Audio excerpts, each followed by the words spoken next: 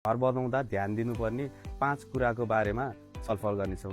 अब फर्स्टमा चाहिँ हामी सर्वे, यसले चाहिँ तपाईँको ल्यान्डको एउटा त मेजरमेन्ट दिन्छ, अर्को चाहिँ ल्यान्डको लाइन लेभल कस्तो छ भन्ने कुराको बारेमा पनि इन्फर्मेसन दिन्छ। सेकेन्डमा चाहिँ हामी आर्किटेक्चर डिजाइनको काम गर्छौँ। घरको प्लानिङ, जसमा चाहिँ तपाईँको बेडरुमको साइज कति अनि बाथरुमको साइज कति, यसले घरको बाहिरी आउटलुकको पनि अलिअलि 2D नक्सा भनिन्छ, लाइन कोरेर बनाउने नक्सा, त्यो नक्सा बनाइन्छ। त्यसपछि थर्डमा चाहिँ तपाईँको घरको स्ट्रक्चरली हाम्रो फाउन्डेसन अर्थात् हात्तीपाइलेको साइज, बिमको साइज, पिलरको साइज, स्ल्याबको मोटाइ जस्ता चिजहरूको हामीले कम्प्युटरमा सिमुलेसन गर्छौँ।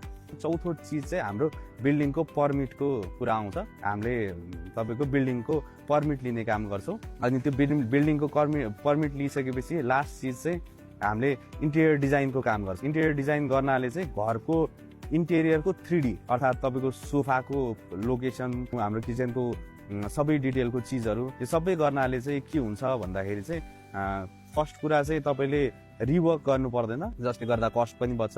अनि तपाईँलाई पहिले नै आफ्नो घर कस्तो बन्छ भन्ने एक्ज्याक्ट चिज चाहिँ पहिले नै थाहा हुन्छ, जसको कारणले कस्टमरलाई पनि आफूले सोचे जस्तो घर पाइन्छ र कस्ट इफेक्टिभ पनि हुन्छ।